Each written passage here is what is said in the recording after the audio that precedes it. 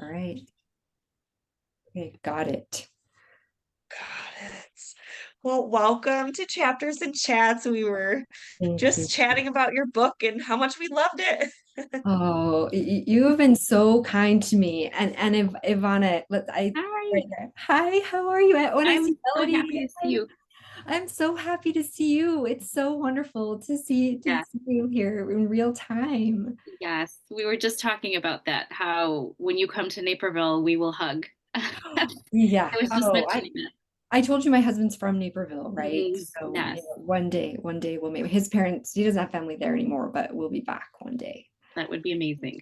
I We know love. Melody's so lucky that she already got to meet you, so that's I'm so lucky. Yeah, awesome. it's pretty great for me. She's not far away. I I think we all picked the book up initially here Yes, because Melody Melody. recommended Because of it to Melody. Ivana and us. Hmm. Yeah. So thank Yes. you, Melody. So many. Yeah. I feel like for weeks I was just posting thank you at Books and Chicks for all of the people who had received the book because of her. You And Mm. know, it's too, Ivana. really cool the power of Instagram of like spreading um Right. just good books. And Mhm. it's such a kind world. I feel like us readers and authors are just really interactive and kind with each other. So you yourself have been so good to all of your readers and their comments. It's been such a wonderful experience to me just to I mean, I'm on the receiving end of so much kindness with people spreading word of the book and getting in touch with me to let me know they enjoyed it. I never imagined it. I never did. I love that. It's Will been you start by talking to us? First, you're a poet, and we would love to hear more about that and just your journey to loving words and words, written words on the page, and how you transformed it into this beautiful novel. Book. Yeah, and I feel like I have to apologize to Melody because she's heard that probably heard this a couple times. I You can love it. Melody. But I was always a poet growing up. And it seems kind of weird, right? Like a child, I just loved poems. I think it began my mom read me nursery rhymes and I love them. I love the music of them and they would just rhymes would be in my head and I remember even being my grandmother gave me a book called Poems for the Very Young and not all of those were rhyming poems. There were very interesting poems in there. And I would just pour over this book. I would memorize the poems. And I even, I was like 7 and I brought it out. We were having this big family birthday party for one of my little brothers. And I came out and I like wanted to present this poem. Like, let's do an official reading. Let's have a moment of poetry, and my family let me do it. But yeah, for whatever reason, my grandfather, my mom's dad was a poet, kind of like a cowboy poet. He would write these really fun like story poems about Paul Bunyan and these mythical figures and he'd read them at family events. So that's probably how I came. Like I just poetry is the thing we just share it. We just share the poems. And then as I got older in school, I was really fortunate. My teachers, just my English teachers, always knew a lot about poems. And then when I got to high school, we had a literary magazine, which I think is probably. Did you guys have literary? Do all high schools have literary magazines? I I mean, we had a I literary magazine. don't And think like so. That's wonderful. she submitted it to national competitions. And she herself was a graduate of the University of Utah MFA program, which is always running for like top ranked in the country. And so I became like really serious, about poetry. And I don't know what I envisioned for myself. Like it's really just kind of insane. I don't know if I just thought, oh, I'll be a poet, but I got to college and I studied poetry. And then I thought I'd be a teacher, and I was. I got a master's in English literature, and I did teach at several like colleges and universities as an adjunct. I taught writing, creative writing, composition, and I helped run a literary magazine at Westminster College in Salt Lake City. But I always, through that, so funny, I wanted to tell a story, but I felt like I should, like, poetry became this thing, like, oh, it's what I must do, it's like what I'm called to do. So I'd have all these writing journals, and in all of my, I have like several going at once on my computer, I'm like writing, and I'd always be trying to write a story, but then I'd stop because I'd be like, this is so stupid, I'm a poet. And I'd just stop. And then so that just kept going on. But after I had my second daughter, I became very ill. Nobody could diagnose me. I ended up having Lyme's disease, but I really put writing on hold for quite a while. I kept editing, just, freelance, for writers I knew. And I kept writing myself, kept always wanting to write a story, kept trying, kept stopping. And then I went back, I started feeling good. My youngest daughter went to school. And so I was like, okay, I'm going to get an MFA in poetry. So I did. And I graduated. I had a beautiful poetry manuscript. And so this was 2019. I just graduated, had this manuscript, and I was like, I am putting it in the world. I sent it out to this big time, like, poetry editor. I was like, this is going to happen. And then I took a New Year's resolution quiz in January 2020 that said, I was just like, I had this feedback for the poems and everything, but I was just not feeling it. And one of the questions on this quiz was, what would you do if you could, what's the one thing you would do if there were no risk of failure? I was like, I would write a novel after all that time, And so then at that point, I was like, this is stupid. I am sitting myself down and I'm writing a novel. I am not going to be saying this anymore. I'm writing the novel. And there's a long answer. There's a really long answer. And that's how it started. And you did it. And I did it. Yeah. Yeah. I did it. And you mixed everything that you said, everything that you stood for, all your poetry and everything and storytelling. Yes. It was. Yeah, it was. Yeah. And that's one thing, I kept writing, kept trying to write story, I'd have story starts. And I don't know, I was trying to think of things different than myself and my experience. And then finally with this book, I'm like, I have nothing to lose. I'm just going to put everything I know into it, like poems, French, baking. It will just be all the things I know. And that was kind of the thing that kept it going. So yeah, so that's how it got off the ground at the beginning. That's amazing. Right. One of the quotes in the book that I love, and I feel like you're capturing this right now, is it says, to write is to allow pain and love and memory and time to exist outside yourself. And that's exactly what you've done. You've taken your heart and soul and put it into these pages, and the reception has been incredible. I was telling the girls before we hopped on book club, I just searched on Instagram the hashtag drinker of ink. Oh, And yeah. so I got to see all the posts, and how this book has impacted people and your writing. And everybody comments on just how stunning it is. And it's so special to just see this barrage of people and posts that are just gushing about this book. What has it been like for you to have your words finally out in the world and people just being touched by them? It's crazy. And it's been hard. It's been different than I thought, because it's been wonderful. But at the same time, I find myself disbelieving, like, how did it happen? How did it happen? And how could I ever do it again? And I've sort of been lately just caught, like, not really able to move forward for some reason, like in this kind of disbelief, kind of like an imposter syndrome. My husband would get after me about this when I was in graduate school, for the MFA. My professors would get back to me, they'd give me feedback, really good feedback. and it was like a mental illness. I'd say they're lying.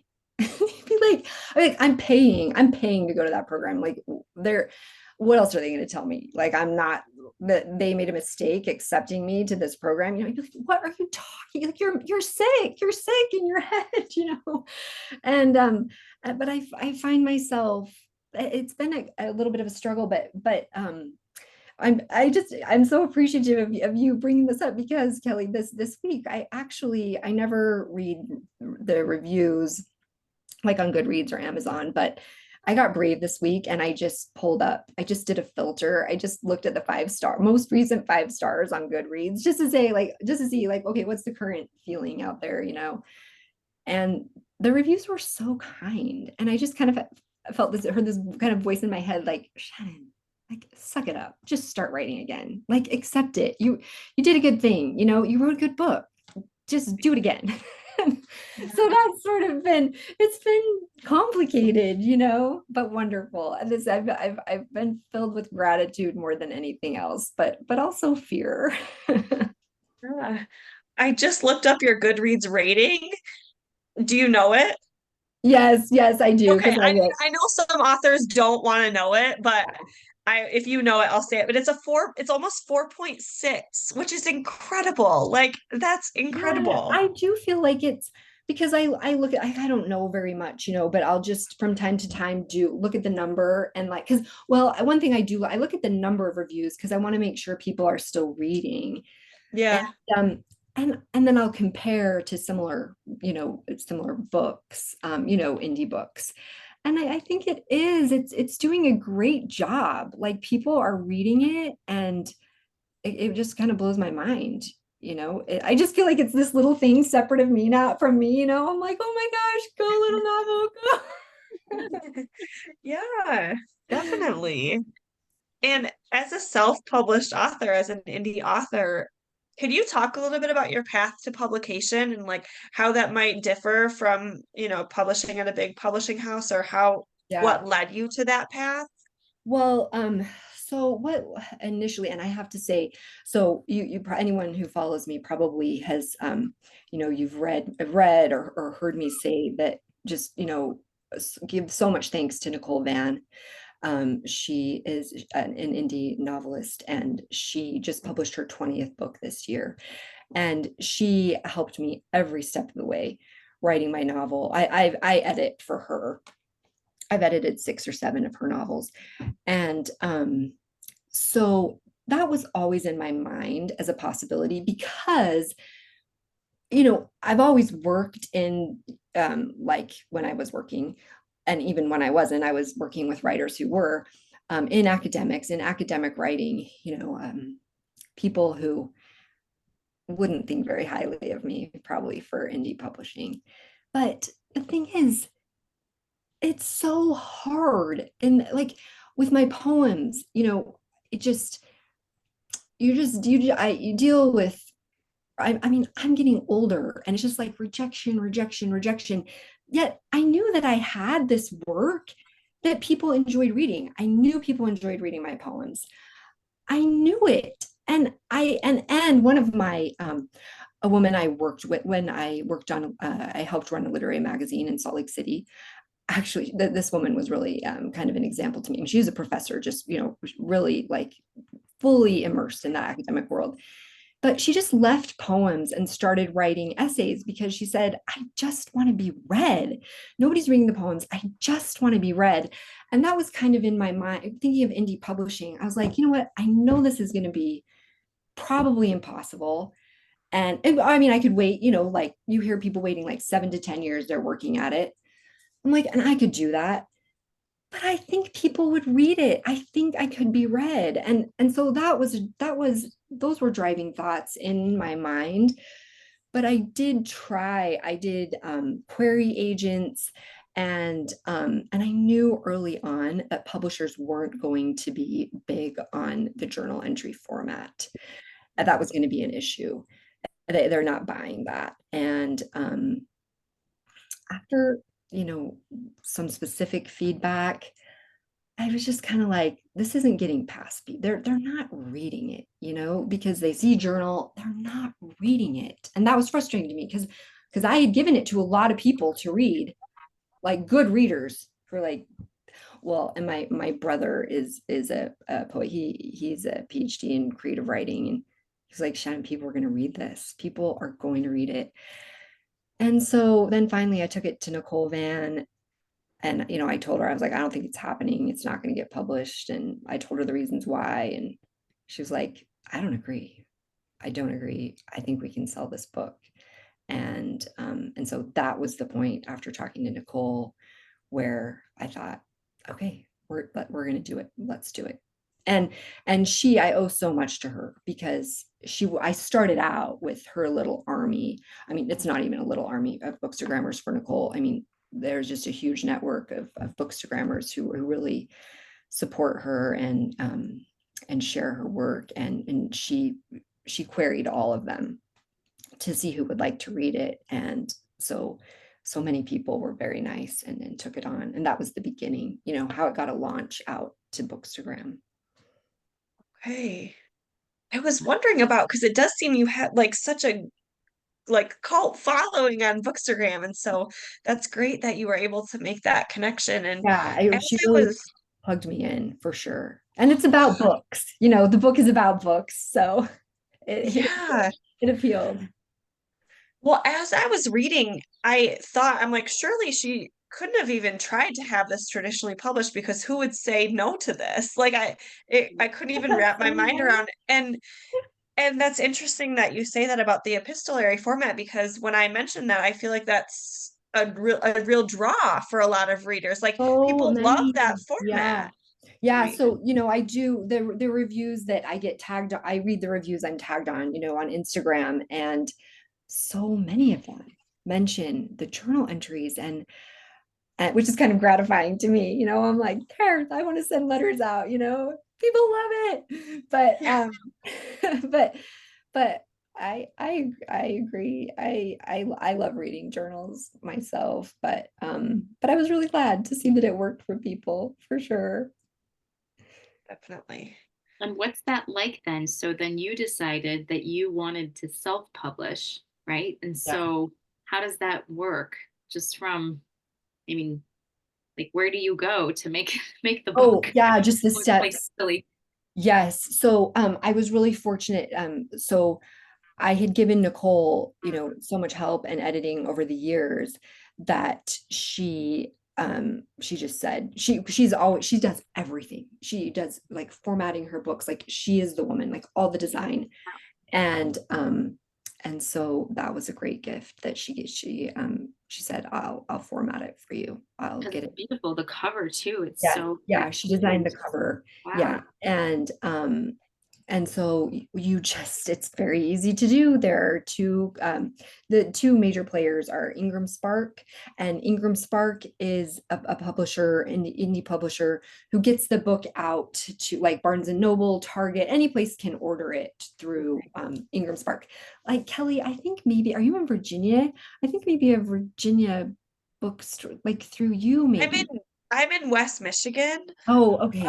Okay. Schuler Books, yeah, is my local Okay. indie. Okay. Yeah, Yeah, anyway, and yeah, any independent bookstore that's going to be through Ingram Spark, and then there's Amazon as well that yeah. does it too. And then, but it's complicated. Like sometimes Ingram will use Amazon. It's sometimes it's a little bit of a headache getting it set up between the two, companies, but it's just really a matter of uploading and Yeah, putting it out there.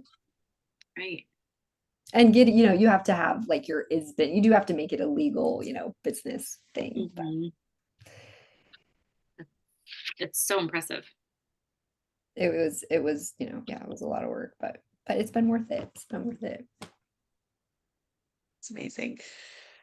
We were talking a little bit in book club about your connection with Ivana, Yeah. to the setting and the time period. Ivana, would you like to kick off our conversation about that?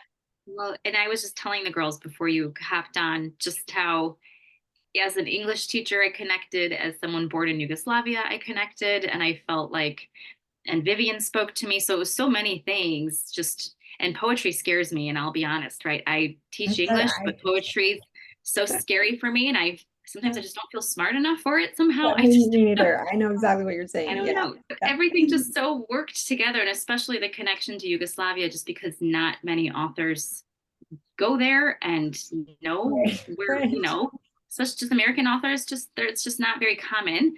And so I was just very briefly telling the girls about your connection over there with Yubiana and your daughter, and Yeah. just how she got over there. So I feel like that would be best for you to tell because Yeah. it was so special. That was such a special connection for me, Ivana, when you contacted me. I'm so grateful for you for reaching out and reading the book. Um, I actually had no idea when I began the book. I didn't know who Peter Bresnik was. I mean, he didn't have any kind of past or people. And so I was just writing. He was just this presence. But but I knew that I wanted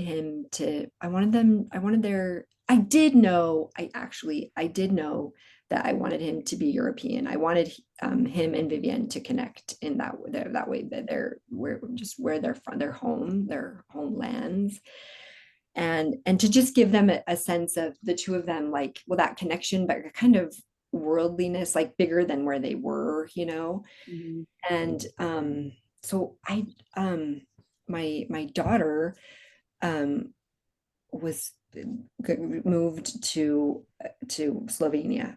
She was doing actually missionary work there, and and I just started reading about Yugoslavia. So I knew that I knew nothing. I knew nothing. I knew just that Slovenia was a republic of the former Yugoslavia, and I just started reading about it.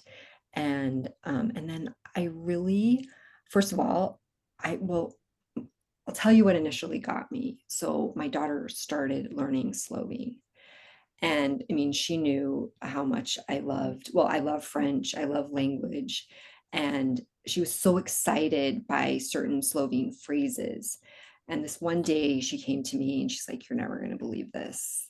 The literal translation um, for like "thank you very much" in Slovene is "most beautiful thank you." And my heart, like right when she was like, "Oh, that has to go in my story." And that was the first thing that got me looking at how I could get that in my story. But then as I started reading about Yugoslavia, first of all, it fit the time period that I had in mind perfectly. And then second, I loved the contrast. I knew that Vivienne was dealing with this very personal loss, but then I really liked that Peter was dealing that there would be a larger loss, like, a historical loss, something on such a larger scale, a tragedy happening. And but then within that, he himself would suffer a personal loss. And that for me just really that made for a very interesting story, interesting ideas, and that was very compelling to me. So that's how I came to it and decided that that's who he would be and where he would come from. It was almost like a side story too, like I was very, very invested in his family and what was happening with them, that I would almost forget where I was with everything else, and then so easily bounce back to Vivian and what was happening with her. Thank you. That's a big compliment to me. Thank you. Because that was very frightening to me to take on that storyline. I'm like, I'm writing about Yugoslavia. Who am I? Right. That's so dumb, that I think I could do that. And I would actually talk about that with my daughter. I would have moments where I would just freeze up and I'd be like, I can't like this. I don't know. I just felt like it was so bold. Like, I'm gonna write, I don't know, I'm gonna write about this big moment in history. And she was like, "Mom, like there is no Slovene who would read your story. Slovenes feel forgotten. They would read your story and be grateful to be remembered. I mean, their language is dying. 10 million people in the world speak it, and they're in Slovenia. And so anyway, that I just kept going forward and hoping that's how that people would connect, and find the humanity and the personal aspect of that story, and that it would feel real. So special. Yeah. So special. Thank you. Thank you. That means a lot to me. It sounds like you had the 90s timeline in mind before Peter's Yes. history came into play. Is that correct, what you were Yes. saying? Yeah. Why did you decide on the 90s time frame to begin Which with? So is historical fiction now. Yeah. right. I know. Yeah. Yeah. Put it in deep past, deep past. Crazy. Well, that is one funny thing. So I mentioned all my fiction, my attempts to write fiction. So when I decided I was writing a story, then I had to figure out what story I was going to write. And I was just trying to write a fresh story, brand new, nothing that I had written and started in the past. But there was a dying computer. I'm the worst with, I'm not this way anymore, but I went through this period in my life when we lived in Pennsylvania where I could not get rid of a couple computers. It's like I had this feel like, what if we don't get everything off them? What if we lose these things? It's so crazy. So my husband just totally humored me. We had this old computer on a desk, and I kept walking past it as I was trying to think of a story. I kept having the thought, open that thing up, just open it up. And I wouldn't open it up. Finally, I did, because then the thought was really nagging, and I knew there were old writing journals on that computer. So finally, I sat down and I opened it up, and I found this story start. It was a journal entry. The name was there, Vivienne Lebrun. What else was there? She thought of nothing but kissing her professor from the time it was the first day of class, and she thought of nothing but kissing her professor till the class period was over. And it was set, the journal entry date was 1991. And for whatever reason, because I could have just changed that, but when I was deciding which story to write, so I had like 4 options, and I read them to my daughters, and they voted. And I think they like the time period, all of it just seemed unique to them. My second daughter said, Mom, that's the story that sounds like it's trying to be different from other stories. And so I thought, I was like, okay, that's a good take on that. And I kept it. And that's how it happened. So crazy. And they've been so supportive too, right? I've seen some pictures of them on your Instagram. Have they Yeah, been like they're kind of so touring with sweet. you a little bit? Like, Yeah. And uh, I think they've seen over the years just how much I've wanted really to be read. I would always say that to my writing students, like, really, if you're a writer, any writer, deep down, all you want is to be read. And I just was not finding an audience. Like, I would publish my individual poems, and there's just not a big audience, for even respectable online poetry journals. You're still not getting that many readers. I was always very timid. I kept a private blog for a while that many of my friends read, but it was like they had to log in, and people would be like, "Why don't you make it public?" And I just couldn't make it. So I was always like in my own way. But my daughters, so I think they could see the desire and the struggle, and I think it's been awesome for them to they'll tell me, like, one of my daughters, she was getting through a really hard thing, and I was like, I'm so proud of you, this is so hard. And she actually said to me, well, that's because I've watched you. Like, you did something really hard, and that was a really special moment for me. I think that's, had an impression on them, watching yeah, their mothers struggle. so inspirational for them. I hope so. I mean, they're inspirational to me. They're my inspiration for sure. How long did it take you to write Drinker of Ink? I know you started in the 90s, but fast forward a Right, little right. bit to when Yeah, it you was a actually paragraph. It was a paragraph. Um, so yeah, so then I started it pretty much fresh, except for the date, those couple of lines, Vivienne Lebrun's name. and those details about her professor. It was her professor in the in my, that original little start, but then it was after a few readers, looked over, it's like he can't be a professor. That would not have worked. But it took me a total of 3 years till the book was in its, current final manuscript state. Okay. Which is probably long, but I did, like, I moved across the country in that time. I had 2 daughters get married, and there were a lot of life events. but I did work on it consistently. I never dropped the thread. It's a labor of love for sure. It was. Yeah. Yeah. What was the hardest part to write, or the hardest character or hardest aspect for you to write in this book?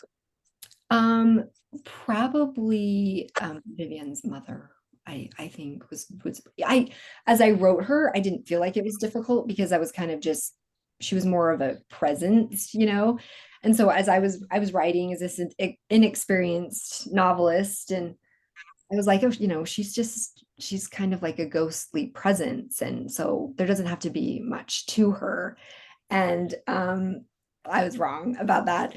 As readers, kind of like my editors, my little editing team, read the book, it became clear that there would have to be, more to her, and that, and one of my friends made an excellent comment that changed Mama for me entirely. She so she was just the same, like, throughout the whole book. She was just a silence. It's not like at one point in her life she was gentler, kinder, softer. She was just removed from the beginning in Vivian's childhood and then in the present. And one of my friends said, no, there needs to be a contrast. Vivian needs to have memories of her being warmer, of there being a difference in how she was before cancer and after cancer. And as a poet, so I'm looking at that comment came as I had a full draft of the novel. And so as a poet, I revise. I mean, poems take a long time to write, but seriously, you're revising like 20 lines, big deal. And then suddenly I'm having to revise an entire character over 330 pages. I was like, I'm out. I'm like, I can't even do that. And I even thought, I said to my friend Nicole, like, I think I'm just not doing it. I'm not going to do it, which would have been so stupid to do. But for whatever reason, reason prevailed, and I felt like I should do that. And that was a really hard revision. It was tough, but it was good to do. We've heard of authors that we posted here just saying that they've scrapped like X amount of words, and just totally, and Right. it's just, Yeah. you work so hard on that, and then to So have hard. to change And then things stuff up, I just can goes. imagine that would Yeah. just be. And then for me, because I say that some writers are gushers, some are chiselers, like in a cave, with like their little hammer, and they're like chiseling away. That's how I am. It's so hard for me. Every word I really work for. So even for me, it's like just even a phrase, or some phrase I love. I'm like, really, really, you have to let it go. But it's always You're so right. connected to your writing. I mean, it must be Right. like giving up a little Right. baby You know and how a it new is. Yeah. baby. Yeah. Yeah. Yes. Yeah. Nicole always says, she's always saying to me, no sacred cows, I'm like, okay, that's right. Do you have a favorite poem or like a few favorite phrases from the book off the top of your head that you're able to, I'm sure, like I was telling the girls that I never highlight on my Kindle, and that's how I read the book initially. And I was highlighting so much, and so that I obviously bought a physical copy too, but I'm like, now I need to go back and just, I feel like the whole book would be highlighted. But do you have a favorite or like that sticks out to you? Yeah, I do have a few lines that stick out to me. Well, one is kind of funny. It's not even a meaningful one, but it has been one of my favorite lines from the time I wrote from the time I drafted it. I laughed so hard. After when Vivian is describing spending a few days with Peter's sweatshirt, and she says, but I didn't sleep with it because I feel like that would be wrong, and that he wouldn't know, and she says, when at last I lie down with a handsome man's sweatshirt, I expect him to willingly be there wearing it, and that was a line that I really loved. So I was like, really? I wrote that? That is such a funny line. It is like just her shows her heart and her, yeah, just who she is. It really encapsulates and that. I feel like that's a reason that I loved it, because it wasn't me. Like that was really getting into somebody else's head. I felt like, that what she would feel about that.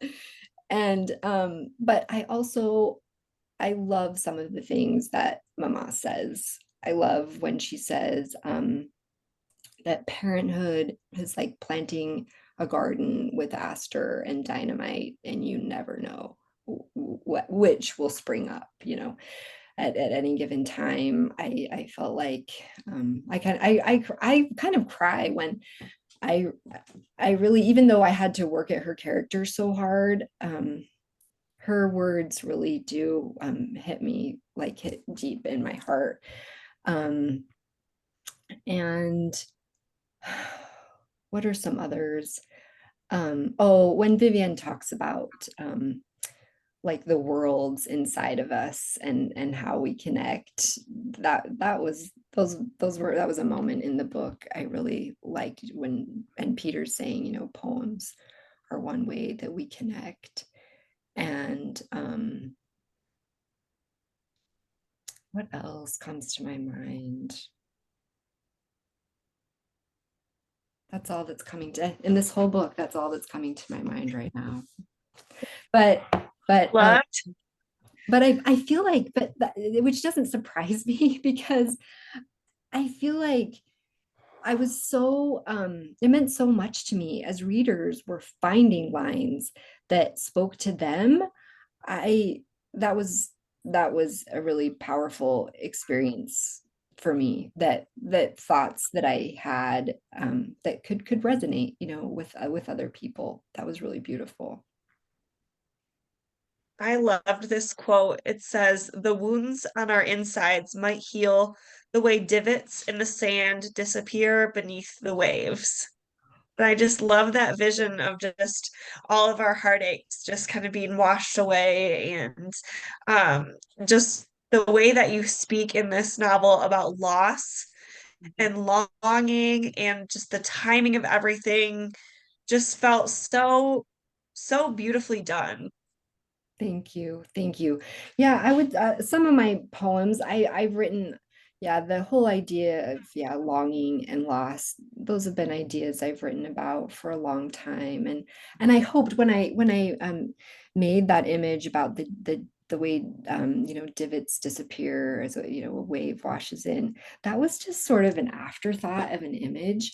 And I wondered, I'm so glad to hear that was meaningful for you, because I questioned it. I was like, I thought, well, I don't know. I wondered if it was powerful enough for that kind of thing, like a washing away of wounds, because the image is kind of soft as the waves come in. And I wondered how that was, but I liked it, and I hoped it would work. So I think I'm glad it worked for Yeah, you. it did. Also, I loved the blending of French culture and cuisine into the novel. Were you just in France like last week, or were you somewhere Yeah, else? no, I was in You France. were. Yes. Yes. Okay, that's what I thought. Yes, I was. Yes. What was your connection? What's your connection to France? Like, why were you inspired to put that in? Yeah. And also, I need to know your best chocolate chip cookie recipe. Oh, okay. Yeah, that one's easy. France, well, and France is easy too. My whole life, that was another thing. From the time I was little, I just wanted to learn French. I wanted to speak French. And so as soon as I could in school, I learned it. And I studied it. I almost minored in it. Who knows why I stopped like 6 credits short. That really dumb, but I did. And I studied abroad there in college in Paris. And then actually I didn't go back. I went to other places in Europe um between that time and recently, and then I just went back. I went back this month, and it was beautiful. And I actually started I began studying French again. I kind of started that with writing the book because I wanted to make sure the French was good. Um, and then I started meeting with a tutor, Johanna, who I found on Instagram, and she's been really wonderful. And so I got to speak French with this current trip, and it was great. I felt like I was like living drinker of ink in the south of France. That's amazing. I love that it came full circle for you. Yeah, yeah, it did. It did. It was so special. It really was. Did you drop it And off at some of like the bakeries and the little bookshops? Did you bring Oh your yeah, we went into everything, like little paper stores, there were little bookshops, and every bakery I would go in and yeah, and just imagine. I had so many, I felt like kind of I was sort of looking at things through Vivienne's eyes, like this character I'd created. Yeah, yes, for sure. did you drop your book off there? Yes. So yeah, in the my parents came with us, and they actually rented the house in Provence that we stayed in. And I did, even yeah, before we left, I was like, I'm taking a copy, and because I thought there would probably be a bookshelf, with books for guests, and I did. I just tucked it in there, so I don't know, maybe somebody will read it. It's found its way abroad. Yeah, yes, it's there. Yeah. I love it. Okay, so favorite chocolate chip cookie recipe. Yes. So that is the one I had in mind. So I love so many chocolate chip cookie recipes, but one that my family, especially my husband, is the only one he ever makes, because we all make chocolate chip cookies. It is the King Arthur. I can email it to you. I can email it to anyone Okay. who wants it, but it's the King Arthur. I think it's called their best chocolate chip oatmeal cookie recipe or favorite. But yeah, I'll message it to you. I have a photo of it. Okay. Anybody who wants it, just message me. I'll message it right back out to you. But it's unique. It has almond extract, and it uses vinegar, actually, vinegar Oh, and the baking soda. So the texture, I think the texture is really nice. And then anyway, it's a good cookie. It's nice. good. Well, I would love to associate a cookie with this book, so Yes, yes. And that if would be you fun have to try to one, if make. you have a favorite recipe, please send it to me. I love gathering all the chocolate chip cookie recipes. So this is different from Vivian's recipe that you put with some of your That is boxes the of same books. one. That is the What same, is the the King same Arthur one? one. That is the same one. Yeah. Okay, Yes, okay. it is. Yeah. I think I made a couple notes like that Vivian likes using a mix of semi-sweet and milk chocolate chip, and then I added the flaky salt on top. But Gotta have Yeah, some salt. the Yeah. flaky salt. yes, yeah, yeah. So in Wasn't even addition a to thing. like That wasn't a thing in the 90s, but it was yeah, there in France this time. And there were like delicious chocolate chip cookies, salted for ooh, sure. They're very good. yum. Yum. So in addition to like amazing chocolate chip cookie recipes, what do you hope readers take away from this story? That's a really good question. And I think what I would hope, what I've been happiest about, or something that's really moved me that readers have responded with, is that they finished the book, and I didn't expect anything like this either, but they finished the book and pay better attention. A photographer emailed me early on and said that she read the book and she went out and she felt like she was a better photographer because she was trying to see things clearly, to catch beautiful light. And I love that. I love that idea of the book. And another reader said to me, it made me pay attention to how it feels when my husband embraces me. She said, like, I paid attention, like how his arm was, and which I think is paying attention to love. And some people have said they notice like the words, they think harder about words, and those responses have meant a lot to me. And I think those are the responses that I would wish for people to have, to notice, especially with words, the words we speak, um, how they reach others, how others feel them, hear them, and feel them, and how that, I mean, really words can determine, the like choices that we make, and how we feel about ourselves. And so that would be a wish, I think, that I would have for the novel, that people would think hard about the words we say. I love that so much. Does anyone else have any questions for Shannon that they want to ask? We can keep going too, but I just wanted to open it up just to be sure. Okay, I've got more. Feel free to message in the chat if you've got something.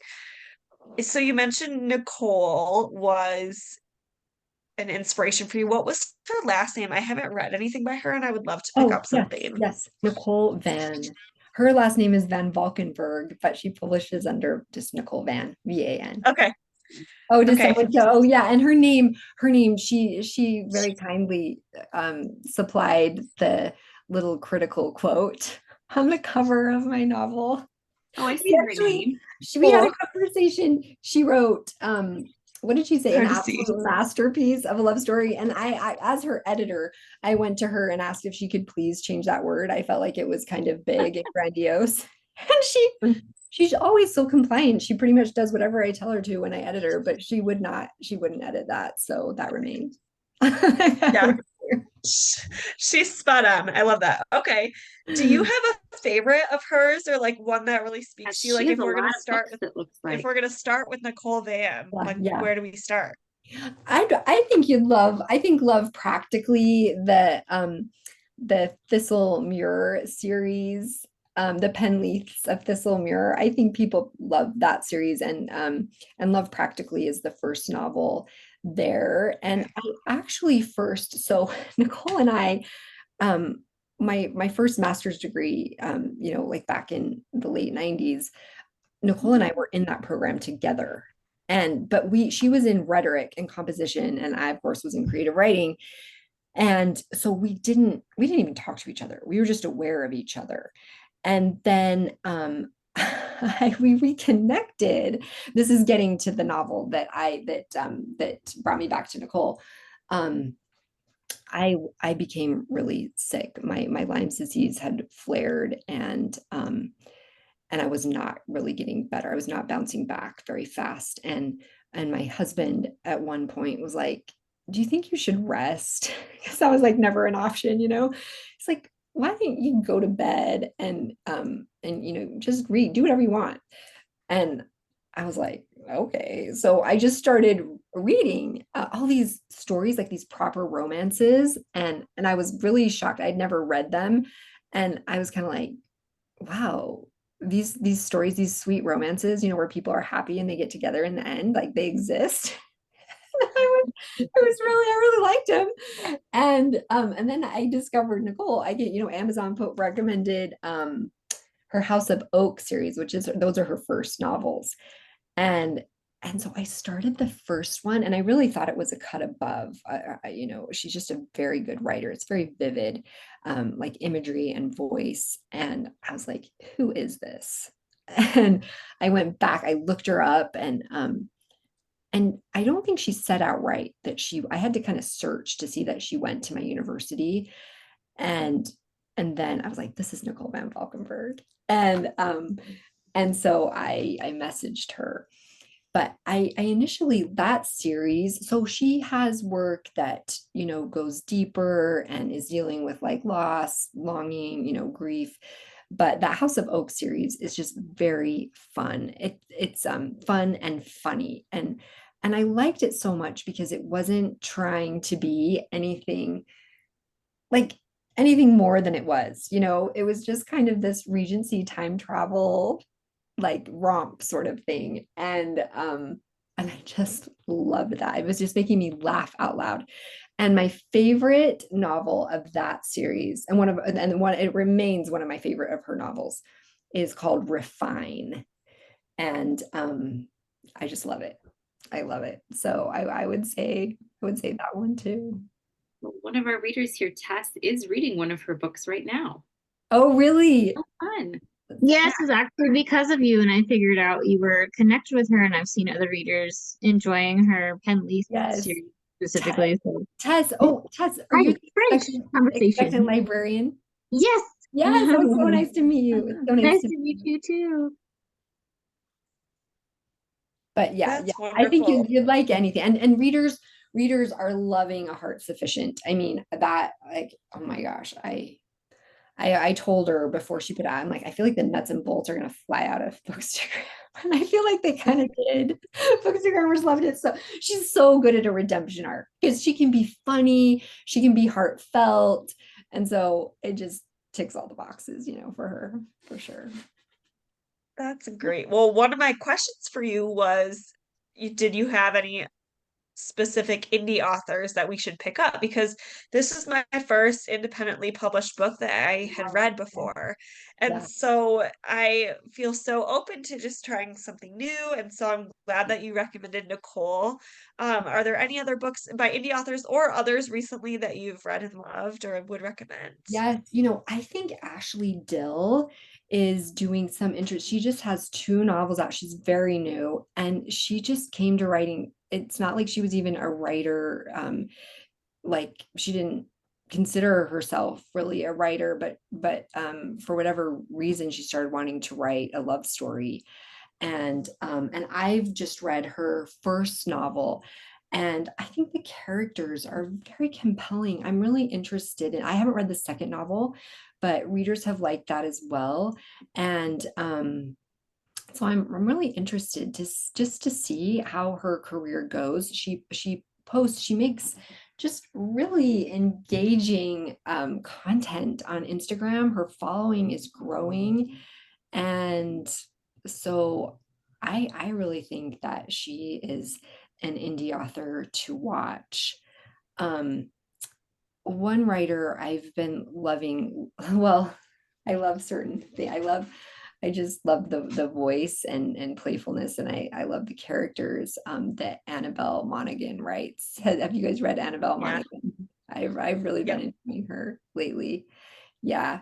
And yeah, I would say right now I probably have been reading less than I have in my life. I feel like my brain's been a little rewired by like Instagram and just the publishing, and I it's been an interesting experience. I just have felt less of a reading drive, but but I do like, I just read Abby Jimenez. I had never read her before. Have you read her?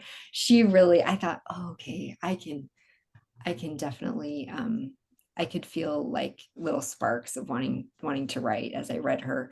But Amy Harmon is another one. She started out as an indie author, and she's wonderful. I think, have you read her? Have you read her, Kelly? Amy Harmon. Yeah, I just read her new one a couple weeks ago. Yeah, I Yeah, didn't realize she that's one. had started out as a indie author. That's She great. did. And she was so kind to me. We connected early on before the book launched. And I mean, she put her first one out. I don't even know what year it was, but a while ago. And so, like, at that point, it wasn't even called indie publishing. She was just putting a book out there. And she voice messaged me and she said, I want you to know, this was just before my launch. I'll probably get emotional, but she was like, no matter what happens with your launch, you've already succeeded. You've done it. You've knocked the cover off the ball. She said, when with her first book, she said, I put my first book out. I had to pay my nieces to read it for me. She said, I think in the beginning, like 50 people read the book. I think she actually said 10. I find that number hard to believe, but anyway.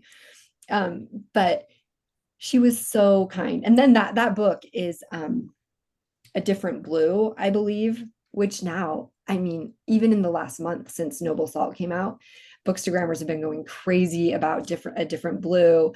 I mean, yeah, she's incredible. But I think it was, I don't know, maybe like her fourth book that then she she went with a larger publisher.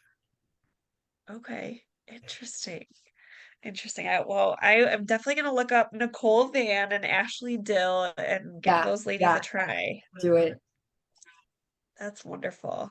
Well, any other questions for Shannon before we take our picture?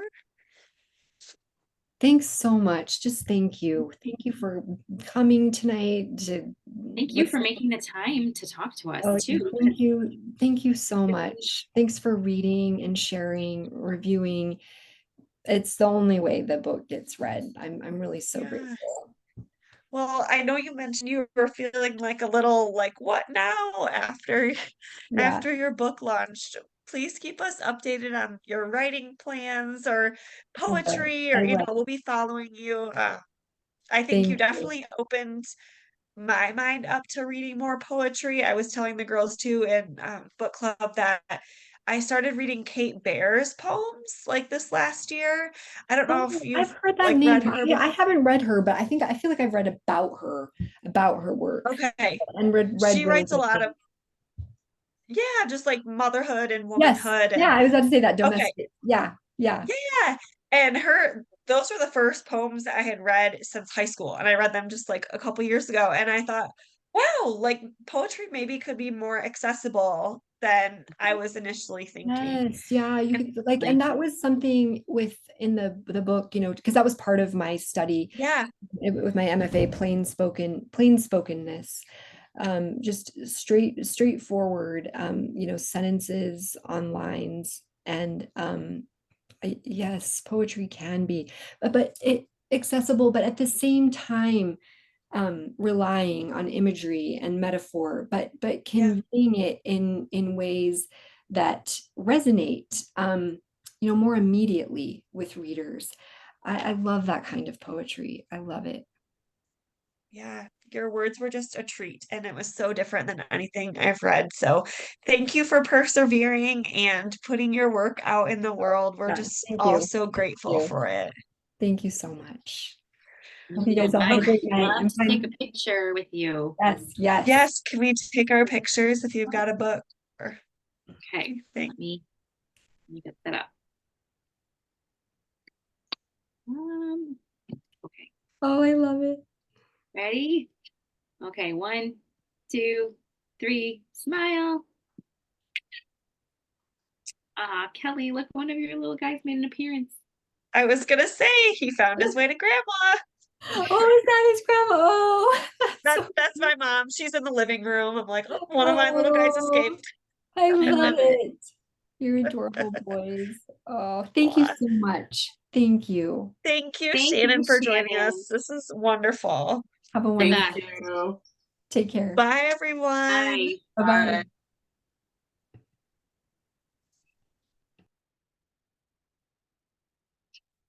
Okay. I'm gonna stop recording if I can. Do I just click end? Oh, sorry. Recording.